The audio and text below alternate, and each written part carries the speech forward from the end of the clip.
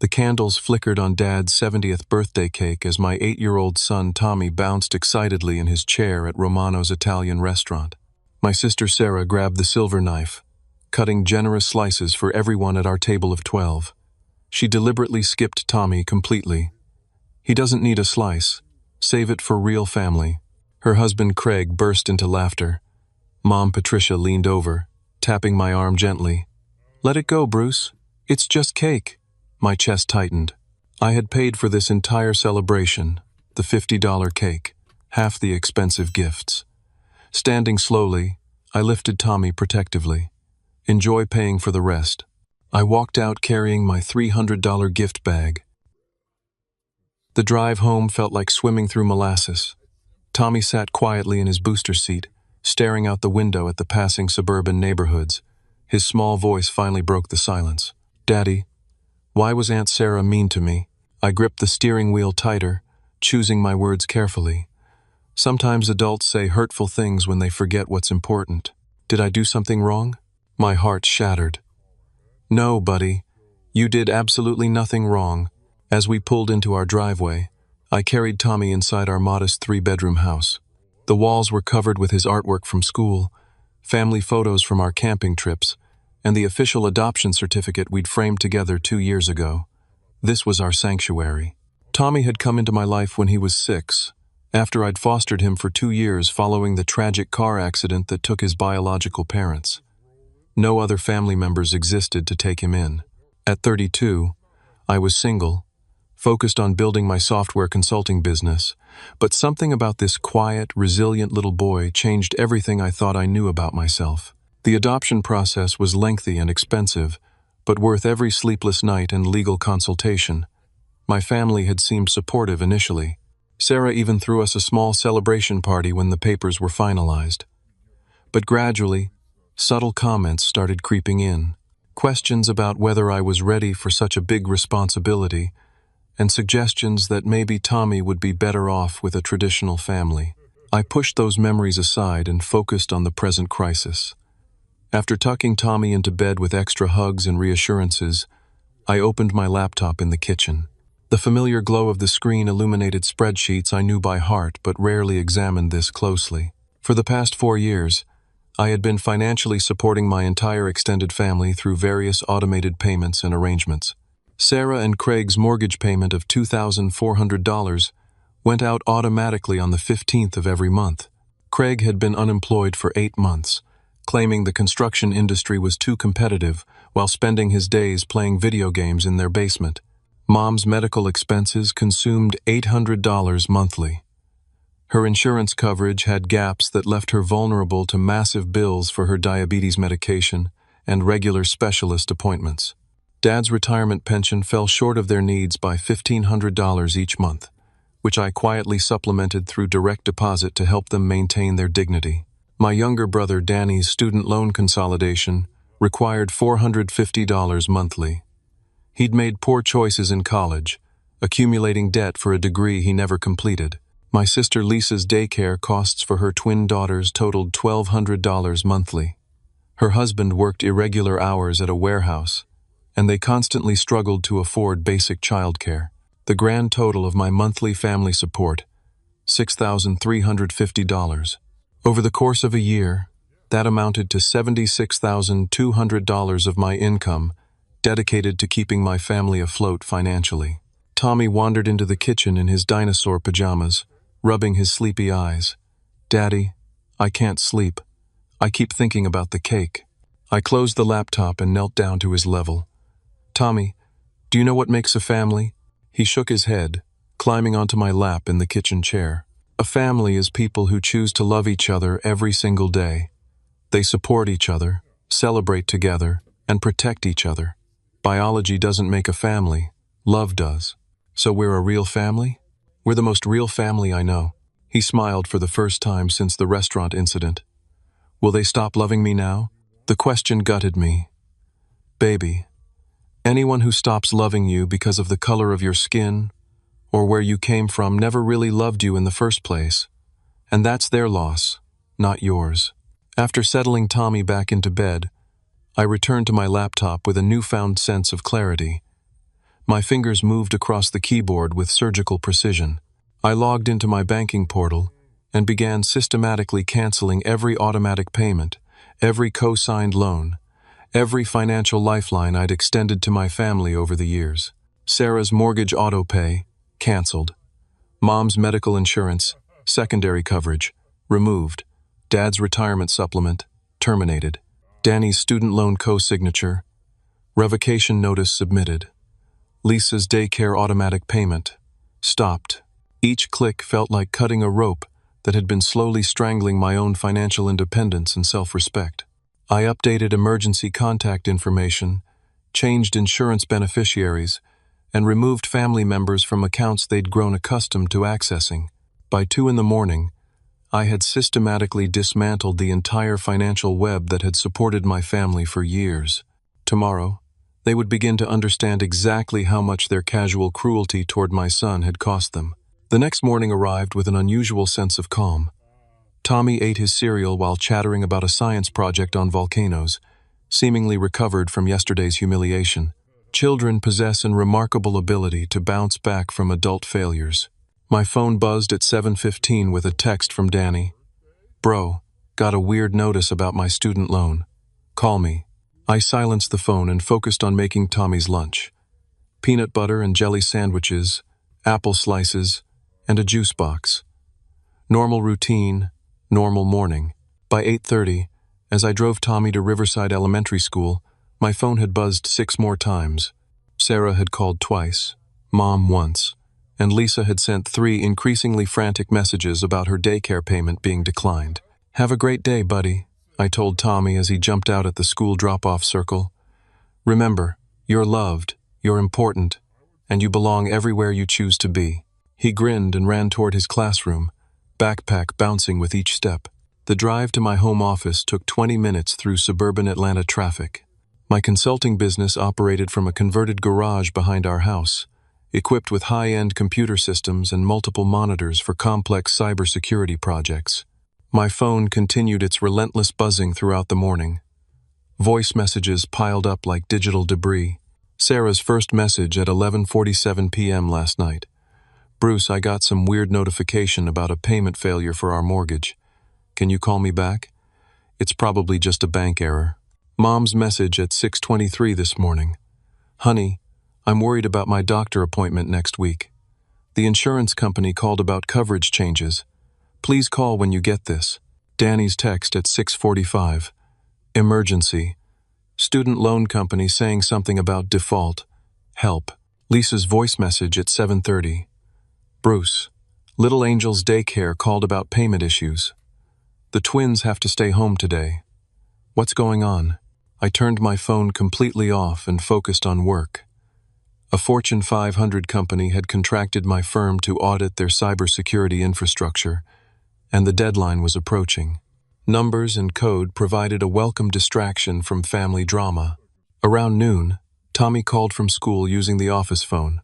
His teacher, Mrs. Anderson, had encouraged him to check in after noticing he seemed quieter than usual during morning circle time. "Daddy, Jackson asked me to come to his birthday party this weekend. Can I go?" Jackson Martinez had become Tommy's closest friend at school. His parents, Carlos and Maria, owned a small landscaping business and had always treated Tommy with genuine warmth. They never asked intrusive questions about our family structure or made assumptions about our relationship. "Of course you can go. We'll pick out a great present for Jackson. His mom said I could stay for a sleepover after the party if you're okay with it." The contrast hit me immediately. Jackson's family welcomed Tommy unconditionally, while my own biological family questioned his place at our table. After hanging up, I spent the afternoon drafting emails to clients and reviewing security protocols. The work provided structure and purpose, 2 things that felt essential after yesterday's chaos. At 3 o'clock, Tommy burst through the front door with his usual enthusiasm. "Daddy, guess what? We learned about families in social studies today. Mrs. Anderson said families come in all different shapes and sizes, and what matters is love and taking care of each other." That's exactly right. He pulled out a piece of construction paper with crayon drawings. 2 stick figures stood in front of a house with a big sun overhead. "I drew our family," he announced proudly. The drawing showed just the two of us, holding hands and smiling. No extended family members, no complicated relationships. Just Bruce and Tommy, complete and happy. "This is perfect," I told him, and meant every word. As evening approached, my phone remained powered off, but the doorbell provided no escape from family confrontation. At exactly 7:03 in the evening, persistent ringing echoed through the house. Through the peephole, I saw my brother Matt standing on the front porch. At 28, Matt worked as a mechanic at a local auto shop and had always been the most reasonable member of our family. His face looked unusually pale, and he clutched his smartphone tightly. I opened the door cautiously. "Matt? Bruce, we need to talk. I have something you need to see." His serious tone sent warning signals through my system. Matt rarely involved himself in family drama, preferring to stay neutral and focus on his own life. "Come in," I said, stepping aside. Tommy looked up from his coloring books at the kitchen table. "Hi, Uncle Matt." "Hey there, buddy," Matt replied, but his smile seemed forced. I led Matt into the living room where we could speak privately. He sat heavily on the couch and held up his phone screen. "Bruce, I'm about to show you something that's going to hurt, but you need to know what's been happening behind your back." The screenshot displayed a group chat titled, "Frank's Birthday Planning." My stomach dropped as I realized I wasn't included in this family conversation about my own father's birthday celebration. "How long has this group existed?" I asked. "About a month, since Mom suggested we coordinate the party details." Matt scrolled to the beginning of the conversation thread. The messages were time-stamped over the past 4 weeks, and each one felt like a dagger. "Sarah. Can't believe Bruce thinks that kid belongs at family events. Craig. Tommy's not even the same race. So obvious he's not really ours. Lisa. Why does Bruce get to play daddy with a stranger while we struggle financially? Danny. That adoption money could have helped all of us instead of going to some random kid. Mom. Boys. We should be grateful Bruce helps us financially. Sarah. Mom. He only adopted to look good at work. Diversity points for his business. Craig. Bet he claims big tax benefits too. Smart business move. Dad. Kid seems nice enough, but family is family, and blood matters. Sarah. Let's make sure Tommy knows his place at the party. Nausea overwhelmed me as I read message after message of casual cruelty toward my son. These people had smiled at Tommy, brought him Christmas presents, and pretended to care about his well-being while privately discussing him like an unwanted burden. "Daddy, what's diversity points?" I spun around to find Tommy standing in the doorway, having overheard our conversation. His innocent question shattered something inside my chest. Matt's face crumpled with regret. "I'm sorry, Bruce. I tried to defend you both in the chat, but they kicked me out of the group after I called them out." "How long has this been going on?" "The chat? Just this month. But the attitudes? Probably since the adoption was finalized." Matt showed me additional screenshots revealing the depth of their planning.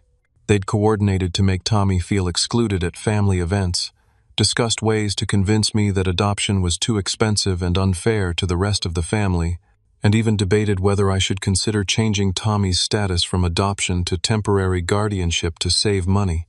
"There's more," Matt said reluctantly.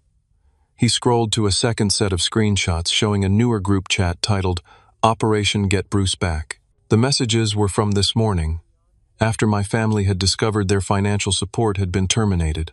"Sarah. He's being dramatic. He'll cave when he realizes we actually need this money. Craig. Let's all apologize for the cake thing and promise to include the kid more. Dad. Bruce has always been soft-hearted. A little guilt will bring him around. Lisa. What if we bring up how much the family means to him? Danny. I'll tell him I can't afford groceries without the loan help. Mom. Maybe I should mention my medication costs. The manipulation strategies were laid out like a military campaign. Each family member had been assigned specific emotional appeals designed to pressure me back into financial submission. Tommy approached cautiously, sensing the gravity of our conversation. "Uncle Matt, why are you and Daddy sad?" Matt knelt down to Tommy's eye level.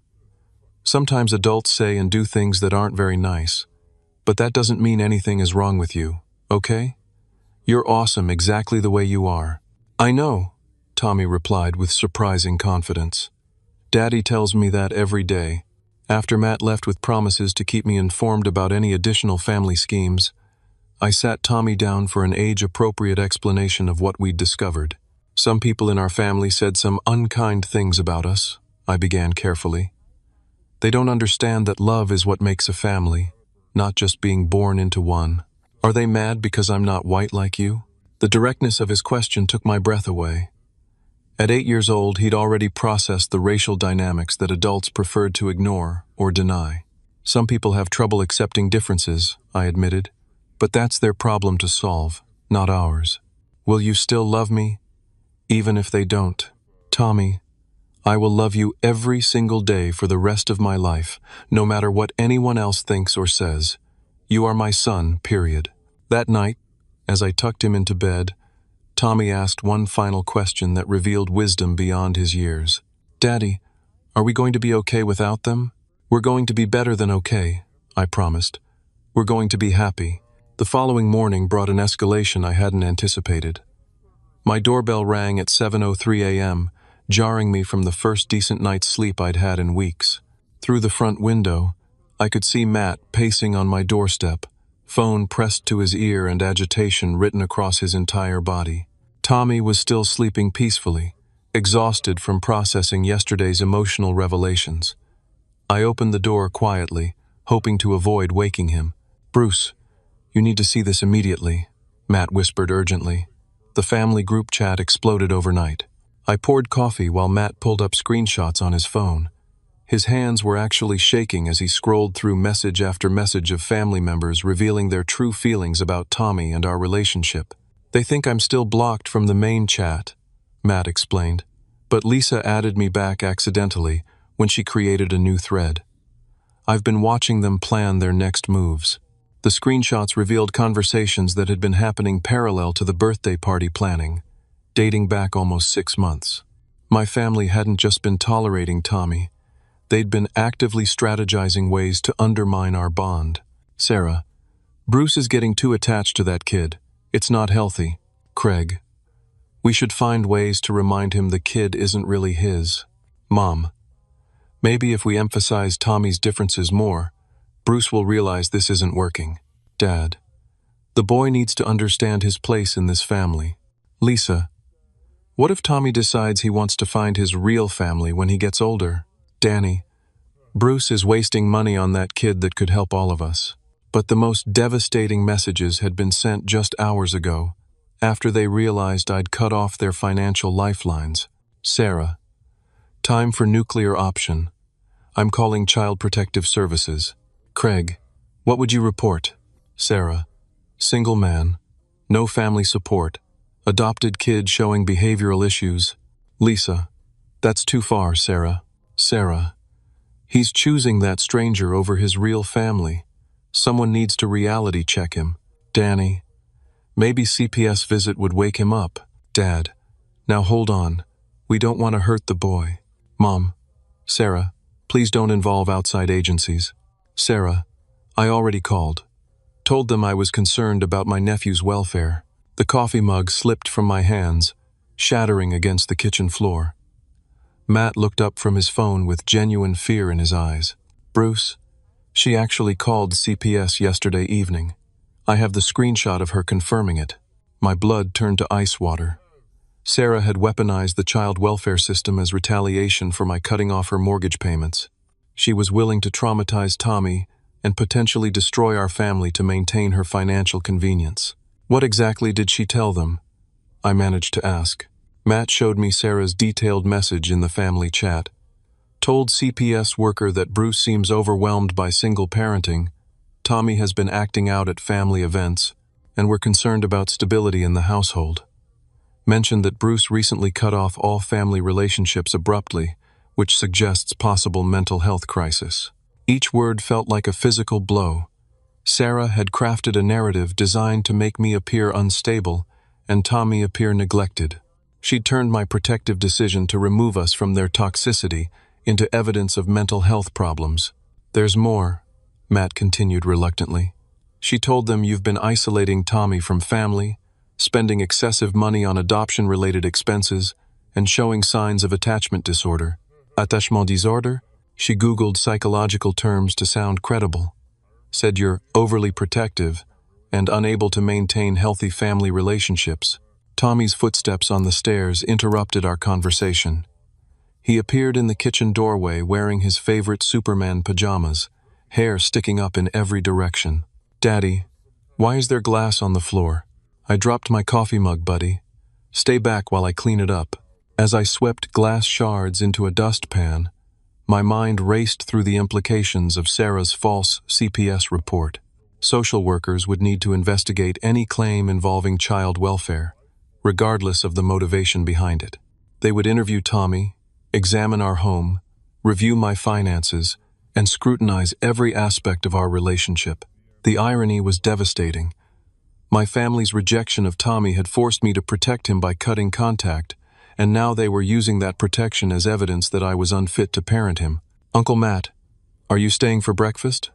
Tommy asked, hopefully. Matt glanced at me uncertainly. I nodded, needing time to process this new threat while maintaining normalcy for Tommy. "I'd love to, buddy. What are we having?" "Daddy makes the best pancakes on Saturdays." As I mixed batter and heated the griddle, Matt continued sharing screenshots quietly. The family's manipulation had evolved into something genuinely sinister. "Craig, CPS investigation will show Bruce can't handle this." "Sarah, exactly. Then Tommy gets placed with a proper family." "Lisa, you mean like us?" "Sarah, we could provide stable two-parent household." "Danny, plus financial support from Bruce would continue if Tommy lived with Sarah." The final piece of their plan became crystal clear. Sarah wasn't just trying to punish me for cutting off financial support. She was attempting to gain custody of Tommy to ensure the money kept flowing. In her twisted logic, if Tommy lived with her family, I would be obligated to provide child support while she gained access to adoption subsidies and tax benefits.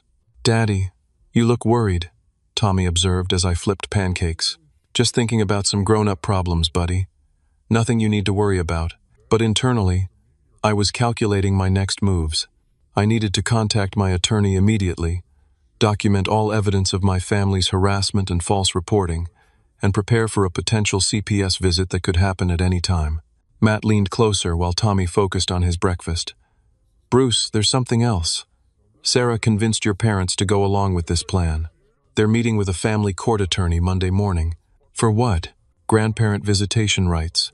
They want legal access to Tommy even if you cut contact. Their attorney apparently told them that if they can prove you're alienating Tommy from family without just cause, they might be able to get court-ordered visitation." The scope of their coordinated attack was breathtaking.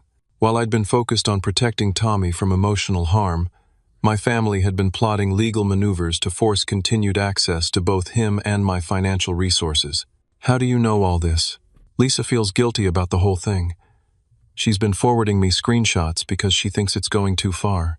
After Matt left with promises to keep monitoring the family communications, I faced the reality of my situation. My decision to protect Tommy from their cruelty had triggered a full-scale war, with my son's well-being as the primary casualty. But as I watched Tommy happily building a fort out of couch cushions in our living room, I felt something unexpected: clarity. My family's escalation had revealed their true priorities. They valued financial benefit and control over a child's emotional safety. They were willing to traumatize an 8-year-old boy to maintain their access to my income. For the first time since this crisis began, I felt completely justified in every boundary I'd established. The coming legal battles would be challenging, but I had truth, documentation, and resources on my side. Most importantly, I had Tommy's trust and love. Whatever happened next, we would face it together as the real family we'd built through choice, commitment, and unconditional love. The next 5 days unfolded like a carefully choreographed disaster movie. Each family member's financial crisis triggered a domino effect that revealed the true depth of their dependence on my support. Monday morning brought the first wave of panic. Sarah's mortgage company, First National Bank, had a strict 15-day grace period before imposing late fees. Her automatic payment failure on the 1st had been noticed immediately by their automated systems. My phone buzzed with her first call at 8:15 a.m. I let it go to voicemail. Bruce, this is ridiculous. The bank is threatening late fees over some computer glitch with our mortgage. I know you're mad about the party, but this affects Craig and me losing our house. Call me back immediately. The entitlement in her voice was staggering. She genuinely believed her cruelty toward Tommy should have no financial consequences for her lifestyle. Tuesday escalated the pressure. Mom's medical insurance had flagged the coverage gap when I removed myself as secondary coverage holder. Her endocrinologist appointment for diabetes management had been postponed indefinitely until insurance verification could be completed. Mom appeared at my front door unannounced at 10:30 a.m., carrying a plate of chocolate chip cookies that contained walnuts. She'd somehow forgotten that Tommy was severely allergic to tree nuts, despite my mentioning it numerous times over the past 2 years. "Honey, we need to talk," she said, inviting herself inside. "This insurance situation is getting serious." Tommy was at school, which I appreciated since his safety around the cookies was now a concern. "Mom, you can't just show up here expecting everything to go back to normal. But I don't understand why you're punishing me for Sarah's behavior. I tried to keep the peace at the restaurant by telling me to let it go when my son was being excluded and humiliated." She set the cookies on my kitchen counter, seemingly oblivious to the allergen risk they represented. "Tommy knows we love him. One incident shouldn't destroy our whole family." "Mom, have you read the group chat messages Matt showed me?" Her face flushed slightly. "Those were just private frustrations. Everyone says things they don't mean when they're stressed. You participated in discussions about Tommy not being real family for months." "I was trying to keep everyone together," she insisted. "Sometimes that means going along with things you don't fully agree with." Her justification revealed the core problem. My mother had chosen family harmony over my son's dignity repeatedly, and now expected me to prioritize her medical convenience over Tommy's emotional safety. Wednesday brought Danny's crisis to full intensity. His student loan servicer, Educational Financial Solutions, had received my revocation of co-signature status and immediately triggered their default procedures. Without my financial backing, Danny's credit score made him ineligible for the consolidation terms he'd enjoyed. He arrived at my office building during lunch, somehow having discovered my business address despite my never sharing it with family. My assistant, Jennifer, buzzed me through the intercom. "Mr. Harrison, there's a young man here claiming to be your brother. He says it's a financial emergency." Through my office window, I could see Danny pacing frantically in the reception area, running his hands through his hair and checking his phone obsessively. "Send him in, but I have a conference call in 20 minutes. Danny burst through my office door like a man fleeing a fire. "Bruce, you have to help me. They're threatening wage garnishment, and I can't afford to lose this job." "What job?" I asked pointedly. Danny had been unemployed for the past 3 months, claiming to be looking for the right opportunity. His face reddened. "Okay, I just started at a call center, but it's only temporary until I find something better." "When did you start?" "Yesterday," he admitted. "But they'll garnish my wages before I even get established." The timeline was revealing. Danny had only sought employment after losing my financial support and now expected me to restore it before facing any real consequences for his years of irresponsibility. "Danny, I'm not co-signing any more loans. You're 26 years old. It's time to handle your own finances. But this will ruin my credit forever." "Your credit was already ruined. That's why you needed a co-signer in the first place." He slumped into the chair across from my desk, suddenly looking younger than his years. "Bruce, I know we screwed up at the party, but you can't destroy my whole future over one stupid comment." "This isn't about one comment. It's about months of planning to exclude and humiliate my son. I never said anything directly to Tommy. You participated in group chats, where family members discussed treating him like he doesn't belong." Danny stared at his hands, unable to meet my eyes. "Sarah gets everyone worked up. You know how she is.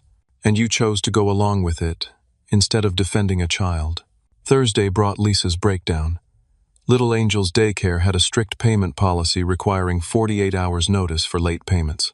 When my business account automatic payment failed to process, they'd immediately contacted her about alternative arrangements. Lisa called me sobbing at 6:30 in the morning, waking both Tommy and me from deep sleep. Bruce, please. I'm begging you. The twins can't miss any more daycare. I'll lose my job at the medical office if I keep calling out. Her genuine distress felt different from Sarah's entitled demands or Danny's panic. Lisa had always been the most reasonable family member, and her financial struggles were legitimate rather than self-imposed. Lisa, what exactly did you say about Tommy in those group chats? I was scared, she whispered. Sarah said if I didn't support her position, you might cut my daycare payments out of spite. I was protecting my girls. By participating in discussions about excluding my son, I thought if I went along with the chat, you'd never see it anyway. I didn't realize Matt was screenshot everything. Her logic revealed the complex web of financial intimidation my family had created. Each member felt pressured to maintain Sarah's good graces because they believed she had influence over my financial decisions. Lisa, I need to ask you something directly. Do you believe Tommy belongs in our family? A long pause filled the phone line. Yes, she finally said. I've always thought he was lucky to have you as a dad, but I was afraid to say that in the group chat. Why? Because Sarah gets vengeful when people disagree with her, and I couldn't risk losing daycare support for my daughters. Friday brought the most disturbing escalation. Dad suffered what his doctor called stress-induced heart palpitations after discovering the scope of their financial crisis. Mom called me from the emergency room at Piedmont Hospital, her voice shaking with genuine fear. Bruce, your father collapsed at work. The cardiologist says it's stress-related, but they're running tests to rule out a heart attack. Despite everything that had happened, hearing about Dad's health scare triggered my protective instincts. He was 70 years old, and I didn't want family drama to seriously harm his health. I arranged for Tommy to stay with his friend Jackson's family and drove to the hospital immediately. Dad looked pale and tired in his hospital bed, connected to heart monitors that beeped regularly. Mom sat beside him, holding his hand and looking older than I'd ever seen her. Son, Dad said weakly when I entered the room, I think we need to talk about this situation. How are you feeling? Like an old fool who let things get out of hand. Mom squeezed his hand. Frank, don't stress yourself. Patricia, I need to say this. He looked directly at me. I failed Tommy as a grandfather. I failed you as a father. And I nearly destroyed this family by going along with Sarah's nonsense. His admission caught me completely off guard. Throughout this entire crisis, Dad had remained relatively quiet while Sarah dominated family conversations. Dad, you need to focus on getting better. No, I need to fix this before it's too late. That little boy didn't deserve what happened at my birthday party. And you didn't deserve to have your generosity thrown back in your face. Mom started crying quietly. We just wanted everyone to get along. But sometimes keeping peace means letting wrong things happen. Patricia, we enabled Sarah's bad behavior for years because it was easier than confronting her, Dad said firmly. Now Bruce is protecting his son the way we should have protected him. The conversation was interrupted by Dr. Chen, Dad's cardiologist, who wanted to discuss the test results privately with family members. Mr. Harrison's cardiac function is normal, she explained in the hallway. However, his blood pressure is dangerously elevated due to stress. If he doesn't reduce the sources of stress in his life, he's at significant risk for stroke or heart attack. Mom gripped my arm. Bruce, please don't let family problems kill your father. Her words hit me like a physical blow. I'd been so focused on protecting Tommy that I hadn't considered the health implications for my elderly parents. But as I drove home that evening, I realized the situation was more complex than guilt manipulation. Dad's stress wasn't caused by my boundaries. It was caused by Sarah's escalating retaliation and the family's financial panic. The real question was whether my family would choose Tommy's well-being and honest relationships over Sarah's drama and financial convenience. Dad's health scare had created an opportunity for genuine change, but only if everyone was willing to abandon the manipulation strategies and false victim narratives they'd been using. That night, as Tommy and I discussed his fun day with Jackson's family, I felt a renewed sense of clarity about our priorities. My son's emotional safety and our authentic family bond were worth more than preserving relationships built on financial obligation and conditional acceptance. The coming weeks would reveal whether any family members were capable of choosing love over leverage. Saturday morning brought an unexpected perspective shift that would change everything. While Tommy played in our backyard, building an elaborate fort out of old cardboard boxes, I received a phone call that reminded me exactly who I was beyond my role as the family's financial supporter.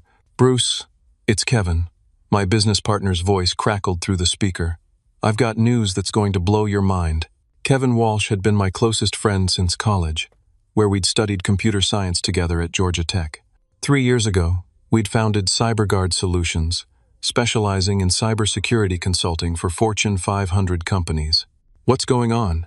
Remember that proposal we submitted to Apex Technologies for their nationwide security overhaul? The one worth $2.3 million over 18 months? They accepted. Full contract, signed this morning.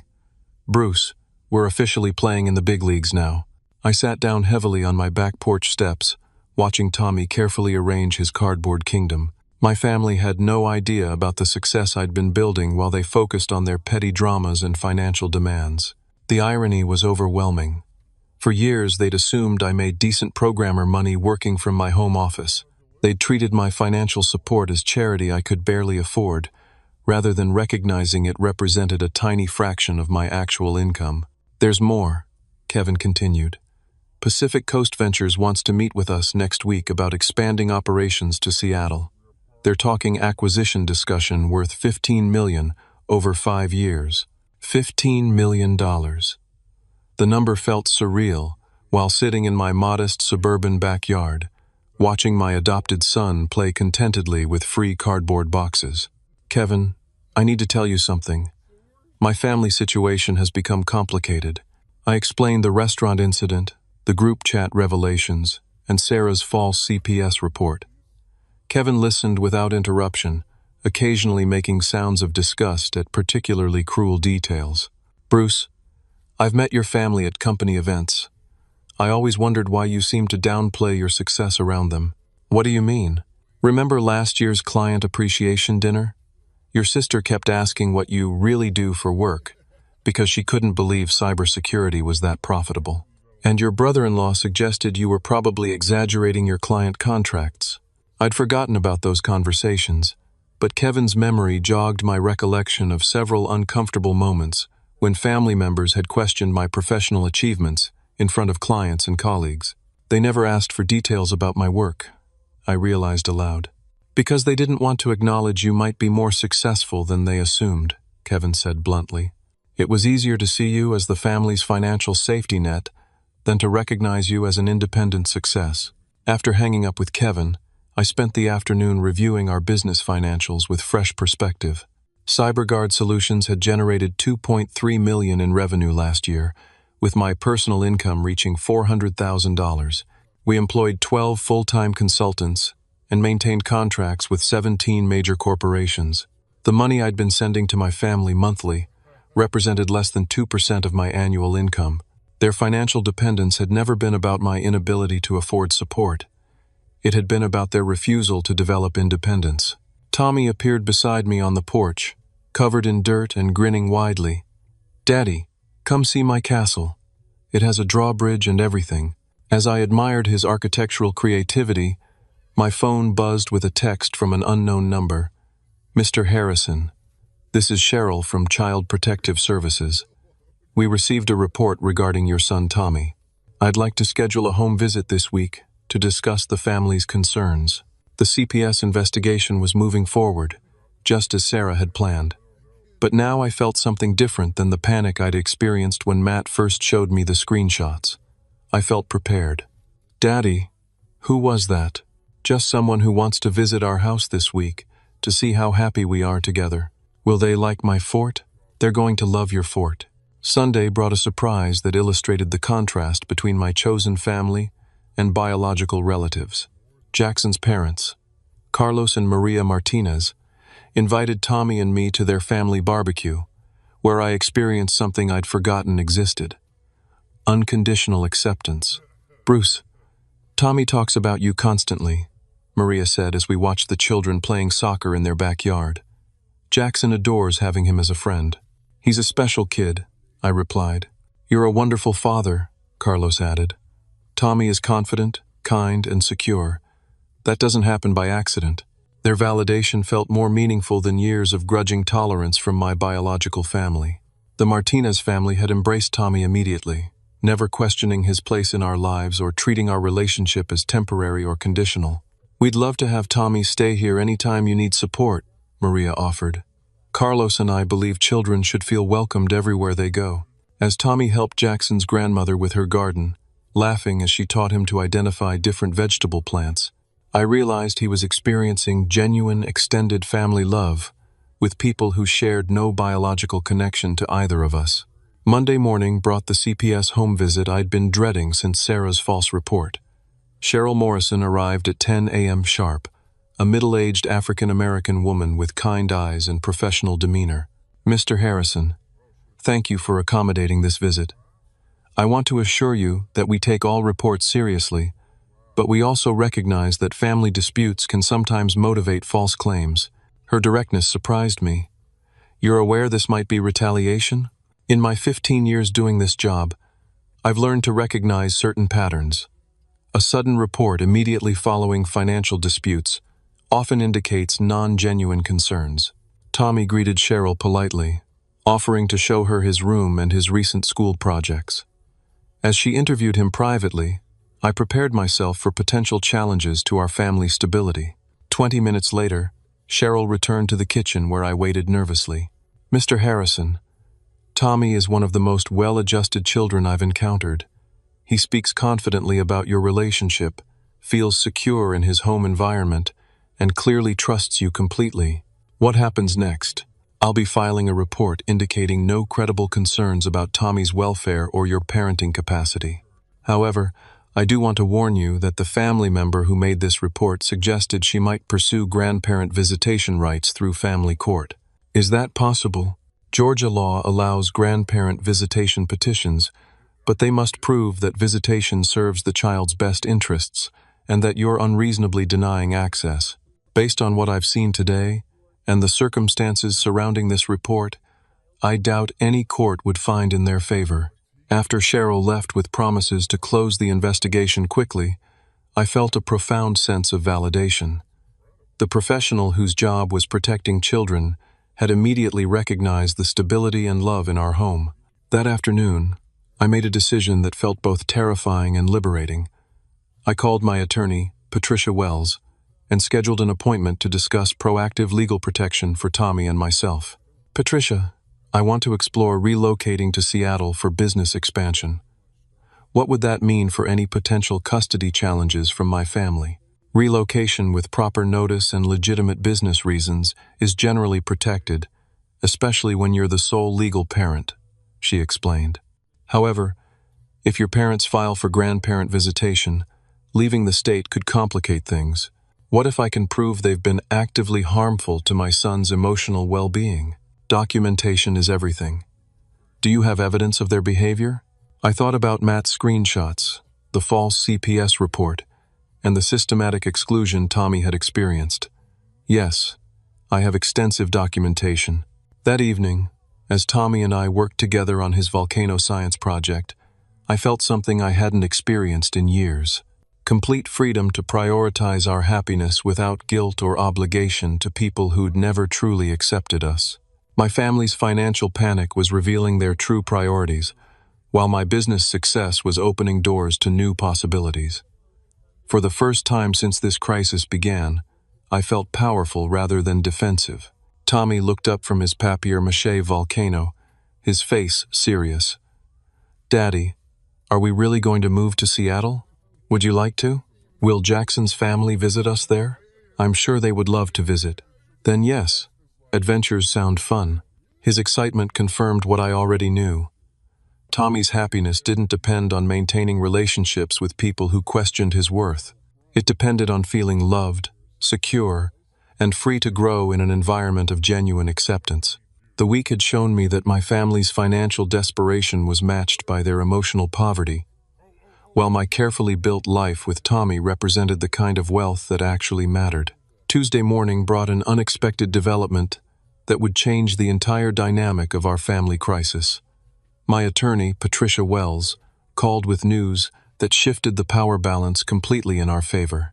"Bruce, I've been researching your family's legal threats, and I think it's time for us to go on the offensive instead of remaining defensive.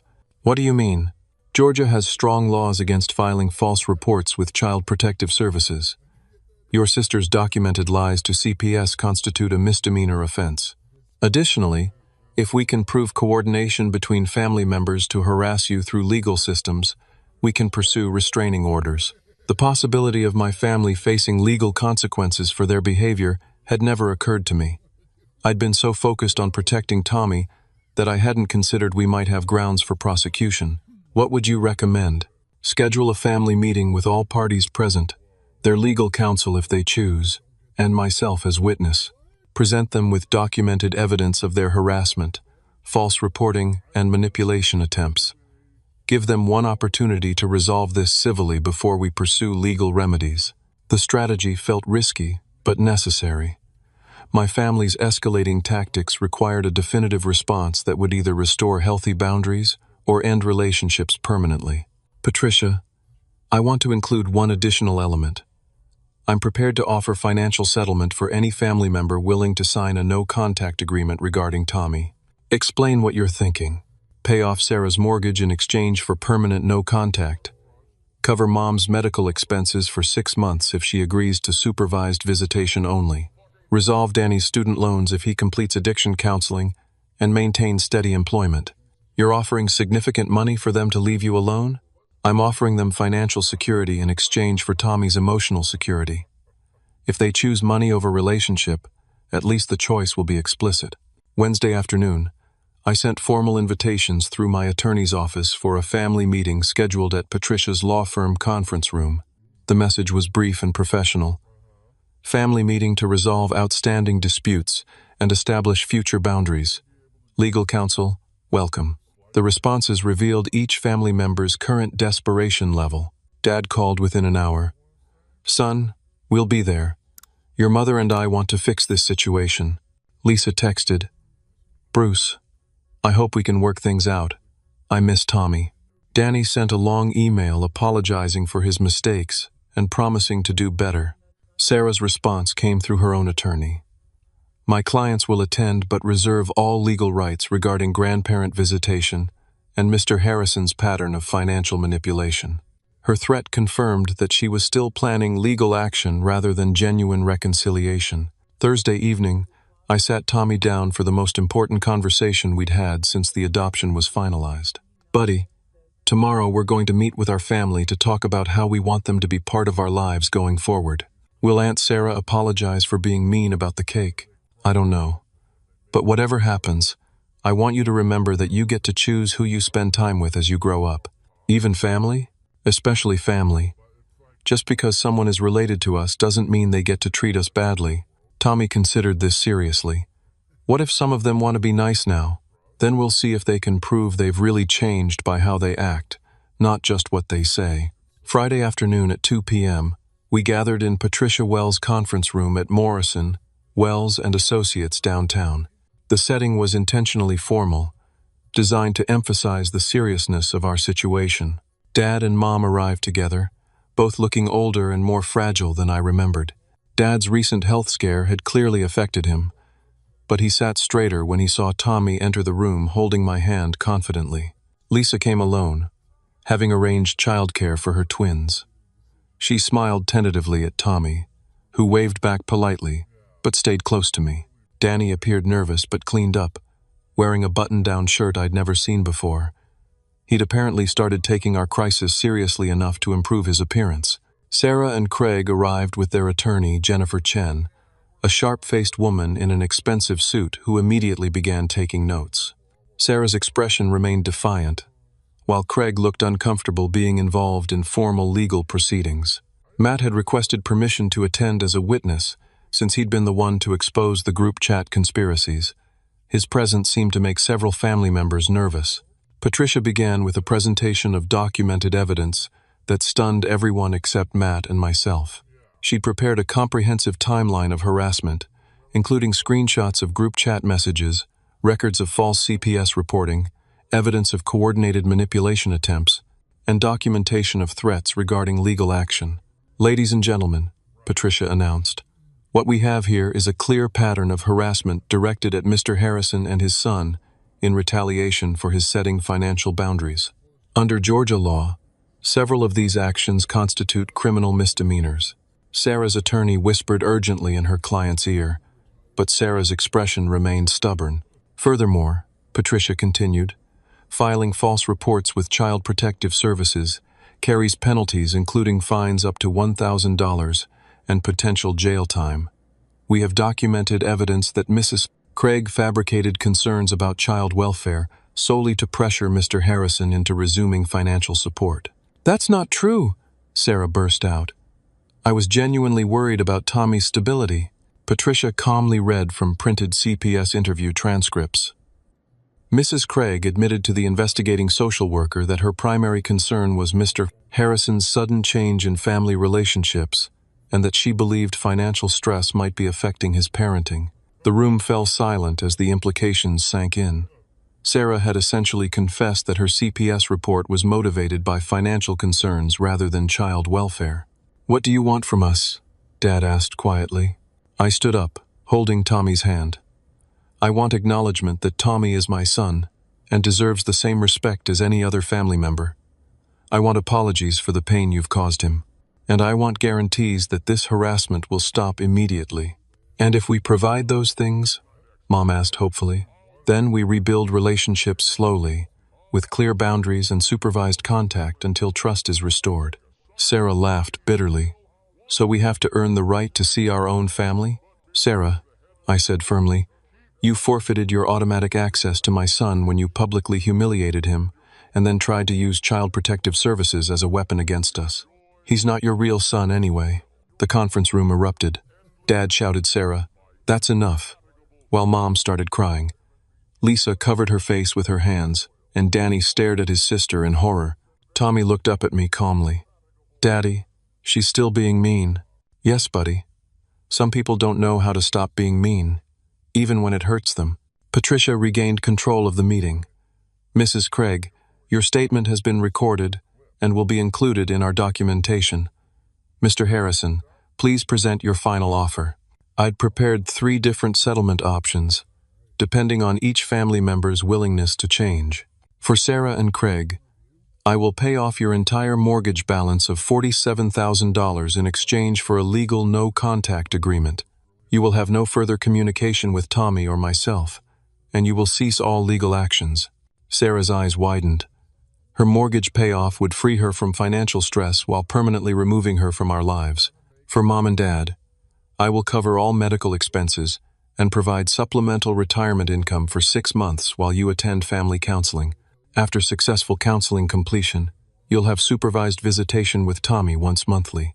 For Danny, I will resolve your student loan debt of $18,000 if you complete addiction counseling and maintain steady employment for 6 months. Your relationship with Tommy resumes only after demonstrating consistent personal responsibility. For Lisa, I will cover daycare expenses for 3 months while you decide whether you can accept Tommy as a full family member. If yes, our relationship continues normally. If no, we end contact permanently but amicably. The room was silent as everyone processed their options. Each offer provided significant financial relief in exchange for either behavioral change or permanent separation. "What about grandparent rights?" Sarah's attorney asked. "Any family member who accepts financial settlement waives all future legal claims, including grandparent visitation," Patricia replied. "However, family members who choose ongoing relationship will have reasonable access through proper channels." Dad spoke first. "Bruce, I accept counseling and supervised visitation. I want to learn how to be the grandfather Tommy deserves." Mom nodded tearfully. "I've been a coward about confronting bad behavior.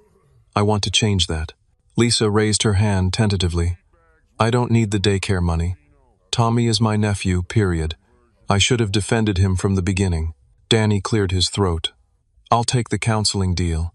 I need help getting my life together anyway." All eyes turned to Sarah and Craig.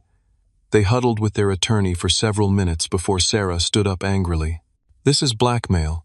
You're trying to buy your way out of family obligations." "Sarah," I said calmly, I'm offering you financial freedom in exchange for leaving us alone. That's exactly what you've always wanted. What I want is for you to stop pretending that adopted kid is the same as real family." Craig tugged his wife's sleeve. "Sarah, maybe we should take the deal." "Absolutely not. We'll see you in family court for grandparent rights." She stormed out with Craig reluctantly following, their attorney gathering papers quickly.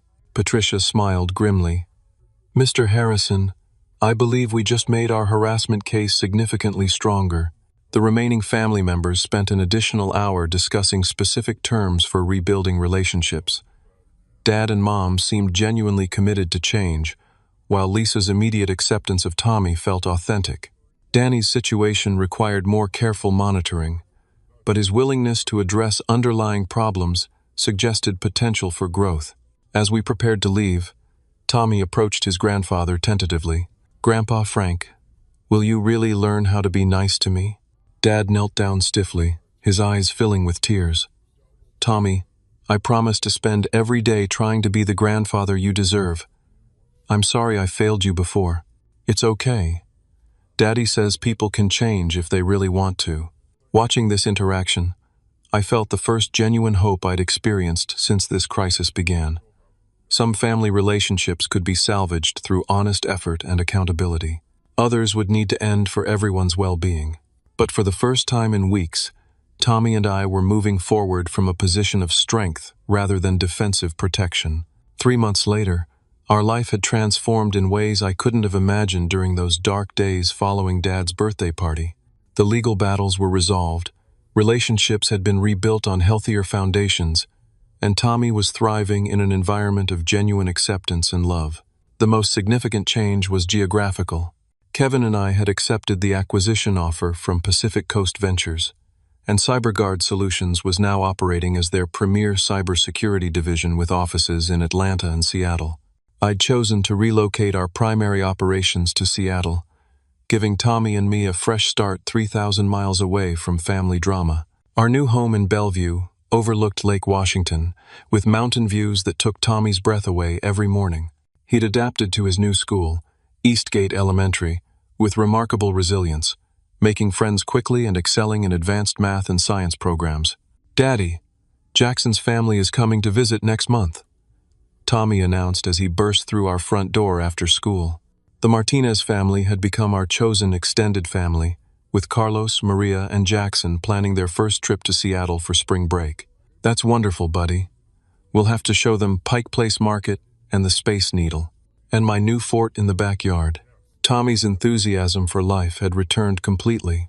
The confidence that had been shaken by my family's rejection had been restored through positive relationships and experiences that affirmed his value exactly as he was. The legal resolution with my family had unfolded exactly as Patricia predicted.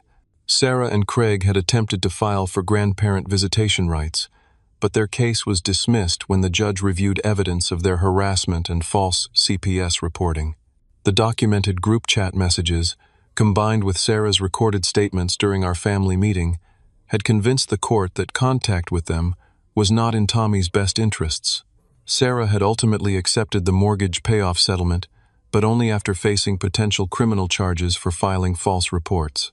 She and Craig had moved to Florida to live with his parents, severing contact with our entire family permanently.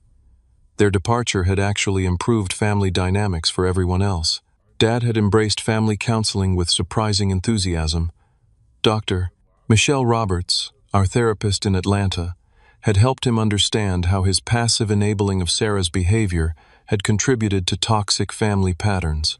He now called Tommy every Sunday evening for video chats, sharing stories about his own childhood and asking genuine questions about Tommy's interests and experiences. "Grandpa Frank taught me how to play chess online," Tommy had told me proudly after their last conversation. "He says I'm getting really good at thinking ahead." Mom's transformation had been equally remarkable.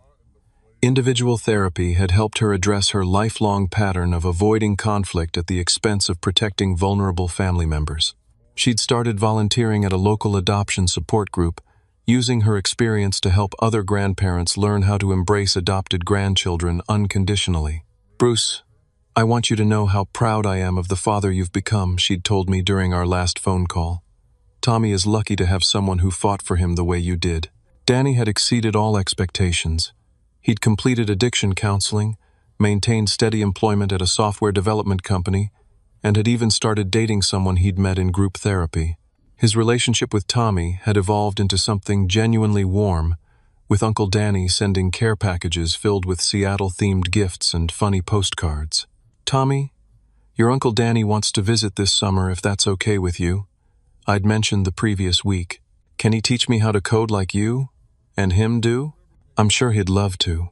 Lisa had become our strongest family ally.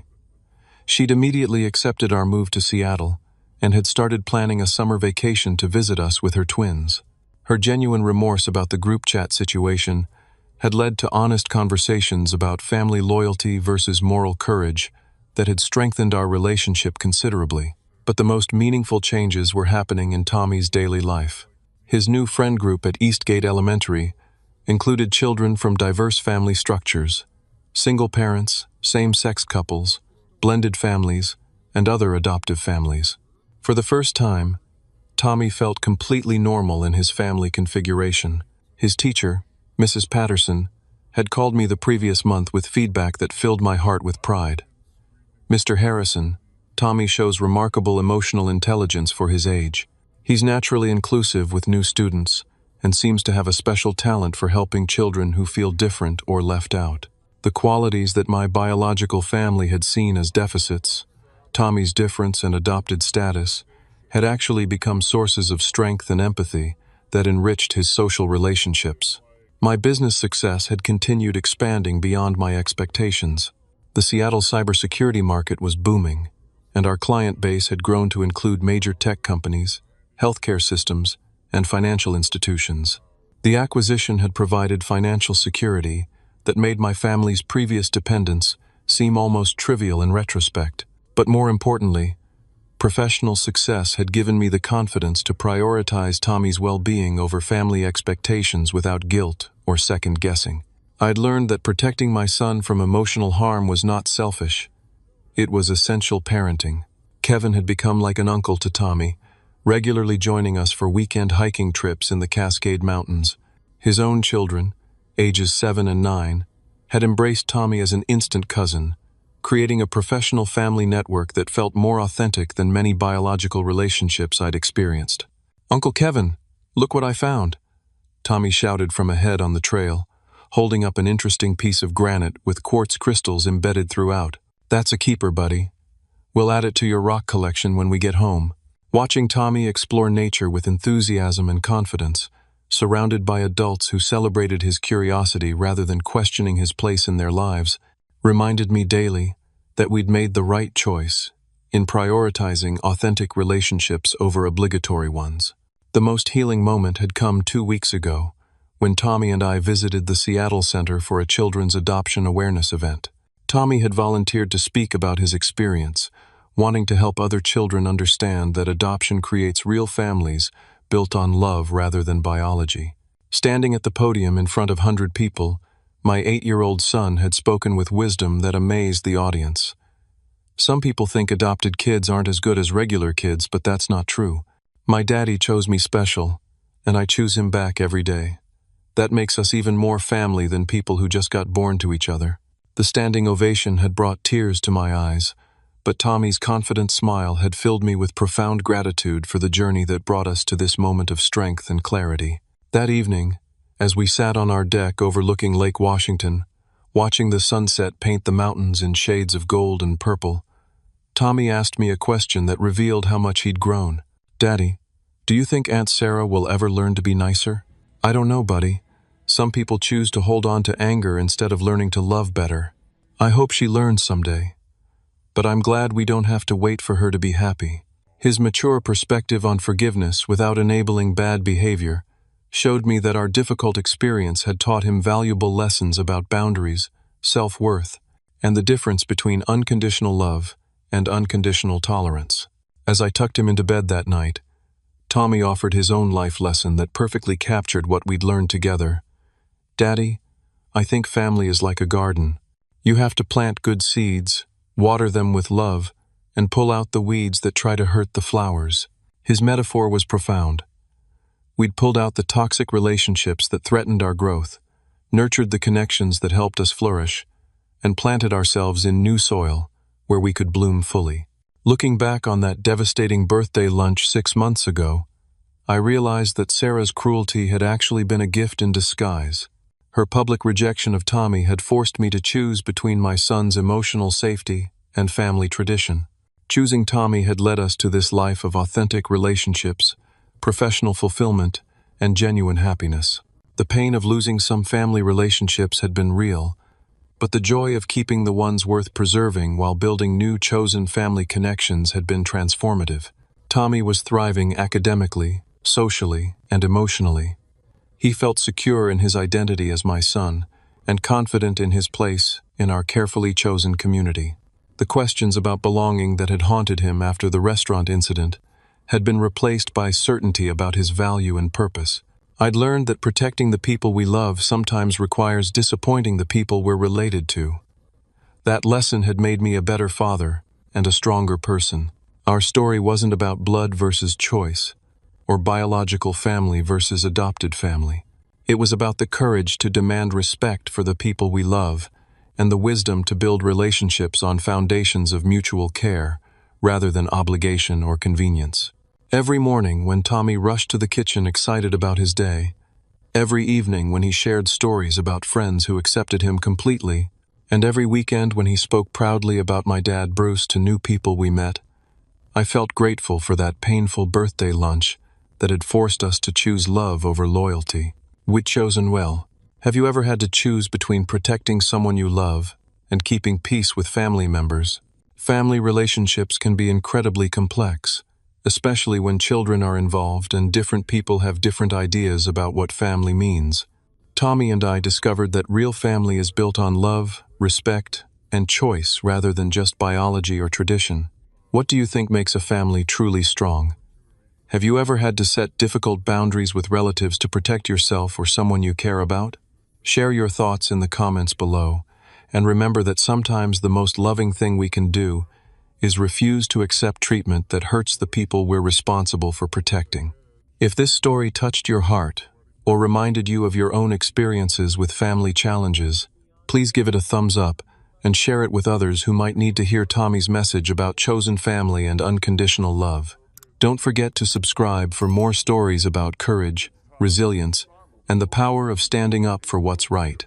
Thank you for joining Tommy and me on this journey from heartbreak to healing. Remember that you deserve relationships that celebrate who you are rather than questioning whether you belong. Keep choosing love, keep protecting the vulnerable, and keep building the family that your heart knows you deserve.